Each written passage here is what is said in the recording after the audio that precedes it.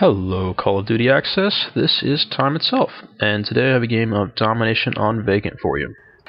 The strategy here is pretty simple. We're just going to keep them stuck in the room back with the C flag. There are only two doors they can come out of, and we're just going to watch either side and keep them in there the entire game. It works out pretty well for us.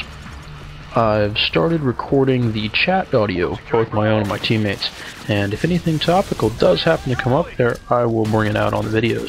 Just something fun I thought I'd try. Audio quality won't be the best since it's over live, but yeah. Now this is just a horrible communications failure on the part of my team. No one's taken A, and our front line just collapses to go deal with it. Now most of the enemies are coming through the warehouse on the left side there, but I'm going to sit tight on the right side here by the hallway and the bathroom and make sure that no one gets through to B. I've got SitRep Pro on so I can listen for footsteps. That's what I'm doing right now. I would expect them to spawn in the room with C, but there is a chance they could spawn in the hallway since I'm not actually in there, and I just have to be aware of that and keep looking over on the other side. Since we still don't really have a solid line set up, I'm looking to come in and flank them from behind, just like this, come in the hallway as they're running out to B, or run into the warehouse as they're running outside, and pick up a few easy kills and thin them out before my teammates have to deal with the rest of them. There are only 5 of us on the team right now, so we've got one random player, and this guy seems to be completely clueless, just like this fellow here, not looking in the right direction, not being in the right places, and not understanding what's going on as far as the spawn trap is concerned. My team and I had wound up in a team deathmatch in Ground War, and we played it a lot like we would play Domination, kind of a surprise, and just played area defense and locked a team into their spawn.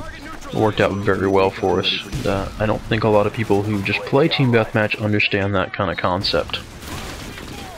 But it's really very simple. This map really shows it off too. We only need 2, maybe 3 people on either side here, and they're gonna not be able to get out of that room, and they're just gonna keep spawning in there. Now, we are gonna die defending those choke points, but we're gonna come out ahead, and just in the game of Domination where map control is key, this is just an easy win for us. And the one thing we can't do is take C. Oh, man, look what's happening. Yeah, there's your green arrow for you. So once that room's been cleared out, they're spawning outside and in the warehouse and headed towards A now, which is not what we really want them to have at this moment. If we had a lot of air support that we wanted to call in, that might be a choice we'd make, but it's really easier just to have them back in the C room and not worry about things. But really, this is a case where not having the 6th teammate would actually make the game easier for us. He's giving them kills, he's messing up the spawn, and he's being a really bad teammate. He's helping them more than he's helping us. I don't really mean to talk shit on someone who can't defend themselves, because this is a common occurrence. I assume it has quite a bit to do with not understanding Domination and not understanding how teamwork works in Call of Duty. If we had a guy nuke boosting on our team, I think that would be less of a problem for us. Now here we have a problem. Everyone is on the right side. The only thing defending the left side in the warehouse is my sentry gun. And so we have to get a couple people back over there, even if they're all coming out on this side right now. The next time they respawn, they'll probably head the other way. This hallway is one of the few spots you actually want to camp on this map. It's not a great camping spot because they can just run past it, but you do get line of sight if they do run past, and if they charge straight out to B, you can get them. So the thing to do is to let a couple people go in that hallway. You see Grim Beetle here with the riot shield, that works pretty well too, and try and hold them back there that way. Now, some guy's gotten out to A, and I see my teammates there. I assume he's got it, but I make the mistake of not watching the kill feed, and he dies to a Semtex. I should be more alert to that and run back and deal with it before the problem persists any longer.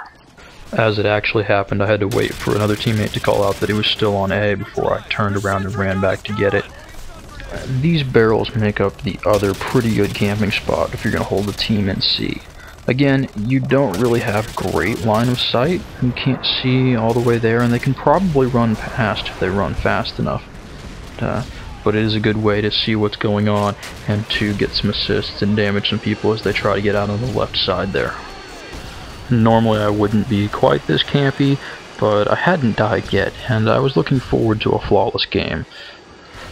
Anyway, different topic. School is starting back up again next week, and probably not going to have quite as much time to post videos, but I will still get them up when I get the time. And it looks like someone's noob tubing.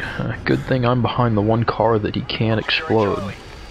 But all of a sudden a dot shows up on the other side, and I think the Harrier takes him. My teammate calls him out anyway, and I freak out when he turns around the corner. Kind of funny.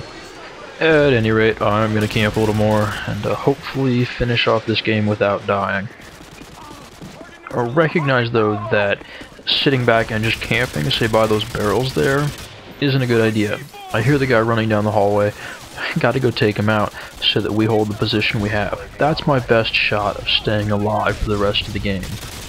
And this guy with painkiller, the second time he's gotten out from the right side and run through over to the warehouse. It's actually kind of a good plan just to come across the map like that.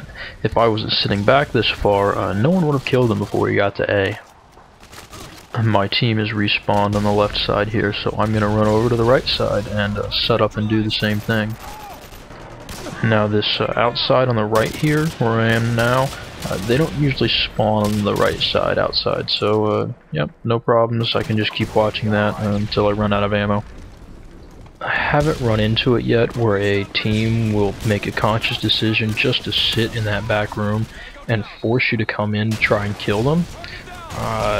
It has happened in 4 on this map, but it hasn't yet in Modern Warfare 2. They'll try to get you to come in and maybe die a few times, and then force their spawn to change, and then try and work from there.